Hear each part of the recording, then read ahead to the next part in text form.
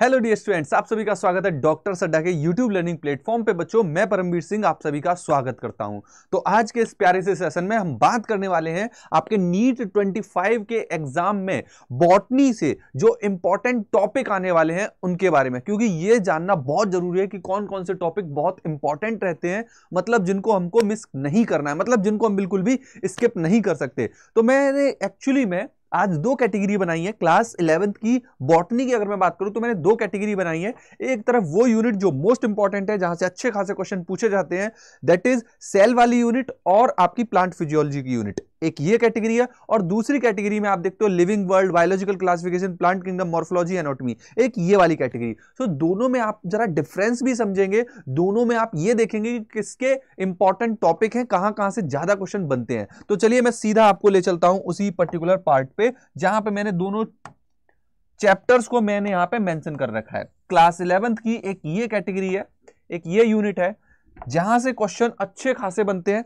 एक दूसरी कैटेगरी ये है। और आप यहां पे एक बात और देखोगे कि सेल वाली यूनिट और प्लांट फिजियोलॉजी वाली यूनिट से बहुत तगड़े क्वेश्चन बनते हैं। यहां पे आपको देखने को मिलेगा असर्शन रीजन भी अच्छे खासे घुमा के पूछ सकता है और हाई नंबर ऑफ क्वेश्चन तो पूछे जाते हैं, इसमें कोई शक वाली बात नहीं है। ये जो दो यूनिट है, this unit and this unit, अब मैं इसके क्वेश्चन टॉपिक्स पे आता हूं एक्चुअली में, जो हमारा आज का टॉपिक भी है, मतलब हमको जो समझना है कि कहां से क्वेश्चन बनते हैं। तो आप एक चीज देखेंगे कि इस पर्टिकुलर चैप्टर सेल चैप्टर में आप नोटिस करेंगे कि स्टार्टिंग में सेल के बारे में बताया गया, सेल की प्रॉपर्टी बताई गई है और वहां पे फिर प्रोकैरियोट यूकैरियोट का डिफरेंस किया गया है।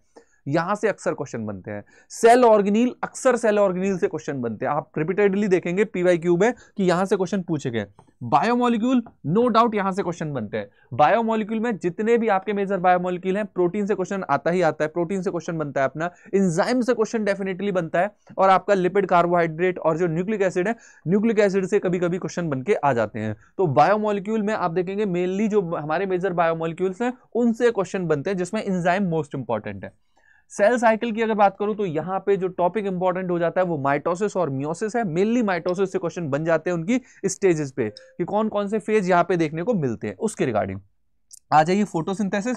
फोटोसिंथेसिस में जो इंपॉर्टेंट टॉपिक बन जाता है वो हमारा है अर्ली एक्सपेरिमेंट, जो एक्सपेरिमेंट वाला पार्ट है, वहां से कौन क्वेश्चन बनते हैं। और फिर आ जाती है लाइट रिएक्शन और डार्क रिएक्शन की बात। लाइट रिएक्शन, डार्क रिएक्शन के साथ साथ आपकी जो डार्क रिएक्शन में C3 साइकिल है और कुछ कैम प्लांट रहते हैं, उनसे रिलेटेड क्वेश्चन बनते ही बनते हैं। तो ये इंपॉर्टेंट टॉपिक हो जाते हैं पर्टिकुलर फोटोसिंथेसिस वाले चैप्टर से। नेक्स्ट अगर मैं बात करूं रेस्पिरेशन से, तो रेस्पिरेशन में मोस्टली क्वेश्चन पूछा जाता है इलेक्ट्रॉन ट्रांसपोर्ट सिस्टम से। इलेक्ट्रॉन ट्रांसपोर्ट सिस्टम से क्वेश्चन बनता ही बनता है।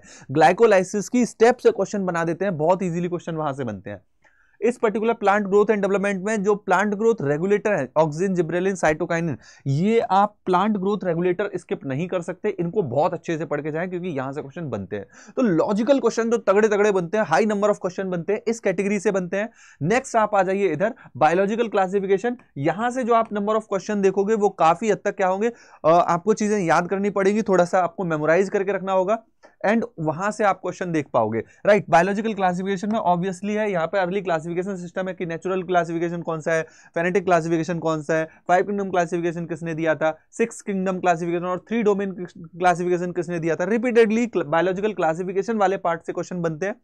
और इसके बाद जो अगला टॉपिक आ जाता है हमारा प्लांट किंगडम, इसमें आपको मेनली क्या पढ़ना है, Monera, Protista, Fungi, Monera, Protista, Fungi, इन तीनों को अच्छे से आपको तैयार करना है। मोनेरा, प्रोटिस्टा, फंजाई, प्लांटी और एनीमिलिया के लिए स्पेसिफिक आप क्या देखते हो, सॉरी, इसमें बायोलॉजिकल क्लासिफिकेशन में आप आ जाएगा किंगडम, प्लांट किंगडम में आपको क्या देखने को मिलेगा, यहां पे आपको देखने को मिल जाएगा एल्गी, ब्रायो, टेरिडो, एल्गी, ब्रायो, टेरिडो, ये तीनों देखने को मिलेंगे। इनसे स्पेसिफिकली क्वेश्चन बनते हैं, एल्गी, ब्रायो, टेरिडो से। आप देखेंगे मोनेरा, प्रोटिस्टा, फंजाई आपको कहां, बायोलॉजिकल क्लासिफिकेशन वाले पार्ट में ही देखने को मिल जाएंगे डिप में। अब आ जाइए इन दो यूनिट पे जो आपके स्ट्रक्चरल ऑर्गेनाइजेशन वाले पार्ट में इन्वॉल्व होती है। यहां पे जो क्वेश्चन बनते हैं मॉर्फोलॉजी ऑफ फ्लावरिंग प्लांट, इसमें जो क्वेश्चन बनते हैं वो आपके जो मॉर्फोलॉजी, जैसे रूट है, रीजन ऑफ रूट है, इन वाले पार्ट से क्वेश्चन देखने को मिल जाएंगे। राइट, और इसी के साथ साथ आप क्या देखते हैं, root, stem, leaf, inflorescence, inflorescence वाले पार्ट से क्वेश्चन देखने को मिल जाते हैं। कभी कभी फैमिली वाले पार्ट से एक दो क्वेश्चन दे देते हैं। राइट, एंड लास्टली आप आ जाइए एनाटॉमी ऑफ फ्लावरिंग प्लांट। यहां पे एनाटॉमी आपको कुछ की पॉइंट याद रखने हैं। जैसा आपको पता है कि आपके टिश्यू तो हटा दिया, बट टिश्यू सिस्टम है यहाँ पे अवेलेबल, टिश्यू सिस्टम से क्वेश्चन बन सकते हैं कि आप देखेंगे मोनोकॉट, डाइकॉट में जो anatomy of root, anatomy of root के रेस्पेक्ट में क्या डिफरेंस आता है, लीफ के रेस्पेक्ट में क्या डिफरेंस आता है, एंड लीफ, स्टेम और आपके क्या lastly root, stem and leaf, right. इन सब की एनाटॉमी के रेस्पेक्ट में आप क्या देखेंगे, क्वेश्चन पूछ ले जाएंगे।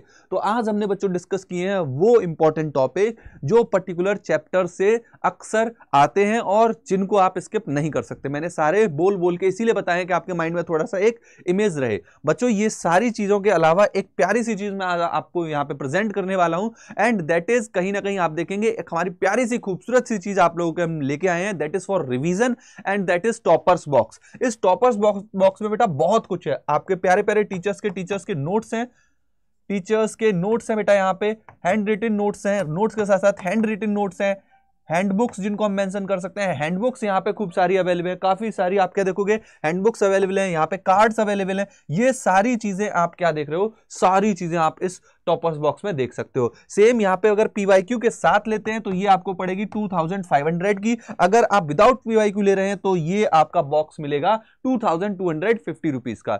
तो बच्चों इसको लेने के लिए आपको अड्डा की ऐप पे जाना पड़ेगा और वहां पे कोड यूज कर लीजिएगा PARAM, तो आपको मैक्सिमम डिस्काउंट भी मिल जाएगा। तो इसी के साथ इस वीडियो को करते हैं एंड अप और मिलते हैं अगली प्यारी सी वीडियो में। Thank you so much, bye bye, take care, bye bye.